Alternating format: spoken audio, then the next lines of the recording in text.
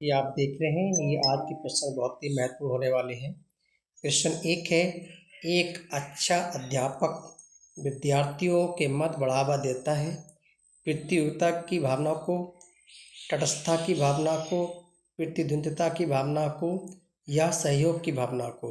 देखिए, ये भी नेगेटिव टैग है, ये भी नेगेटिव टैग है, ये भी नेगेटिव टैग है। सही आंसर होगा सहयोग की भावना।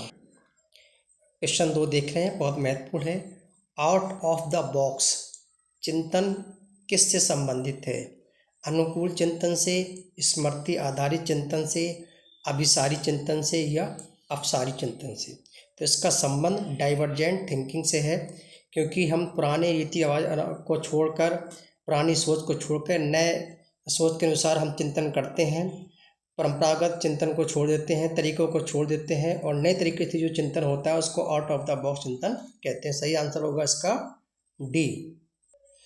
प्रश्न तीन आप देख पा रहे हैं। बच्चा चाय खाता है वाक्य है अर्थ विज्ञान एवं वाक्य विन्यास दोनों की दृष्टि से गलत है। वाक्य विन्यास की दृष्टि से सही है, लेकिन अर्थ विज्ञान की दृष्टि से गलत है। अर्थ विज्ञान और वाक्य विन्यास दोनों की दृष्टि से सही है। अर्थ विज्ञान की दृष्टि से सही है, लेकिन वाक्य विन्यास की दृष्टि से गलत है। तो देखिए, इसमें एक कर्ता भी है, ठीक है, क्रिया भी है और कर्म भी है। तो ये वाक्य विन्यास की दृष्टि से बिल्कुल सही है, लेकिन अर्थ की दृष्टि से ये वाक्य गलत है। मतलब वाक्य में जो चीज़ चाहिए उसके अनुसार इसमें है, सब्जेक्ट भी है, ऑब्जेक्ट भी है, वर्ब भी है। तो इसका सही आंसर होगा वाक्य विन्यास की दृष्टि से सही है, लेकिन अर्थ विज्ञान की दृष्टि से ये गलत है। प्रश्न 4 देख रहे हैं, महत्वपूर्ण है। निम्नलिखित में से कौन सा सृजनात्मकता से संबंधित है? अभिसारी चिंतन, संवेदिक चिंतन, अहमवादी चिंतन, अपसारी चिंतन। तो देखिए, सृजनात्मक का संबंध ही है अपसारी चिंतन से। इसका सही आंसर होगा डी।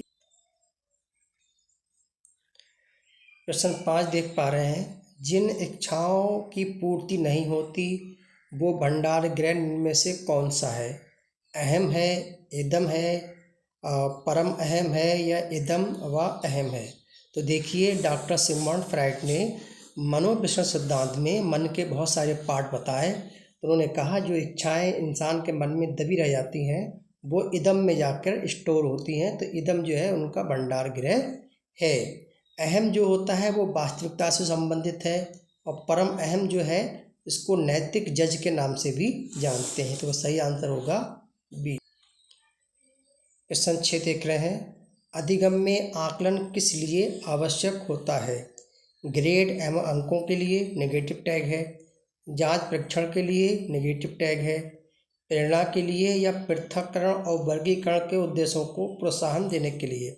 वर्गीकरण भी नेगेटिव टैग है और पृथक्करण भी नेगेटिव टैग है। तो सही आंसर बचा हमारा सी, प्रेरणा के लिए, मोटिवेशन के लिए। प्रश्न 7 आप देख रहे हैं। कौन सा वस्तुनिष्ठ प्रश्न है? निबंधात्मक प्रश्न, लघु उत्तरात्मक प्रश्न, मुक्त उत्तर वाला प्रश्न, सत्य या असत्य।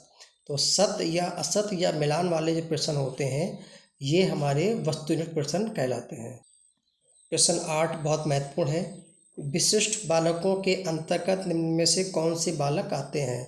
पिछड़ा बालक, प्रतिभाशाली बालक, मंदबुद्धि बालक, ये सभी।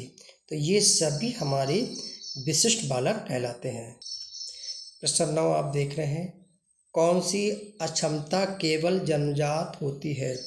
दृष्टि दोष, श्रवण दोष, मूक बाधिर, मंदबुद्धि। तो मंदबुद्धि जो है वो जेनेटिक होती है और ये जन्मजात होती है। तो इसका सही आंसर होगा। प्रश्न 10 बहुत महत्वपूर्ण है। बच्चा किस प्रकार सीखता है? पुस्तकें पढ़कर, परिचर्या द्वारा, प्रश्न पूछकर, कई प्रकार से।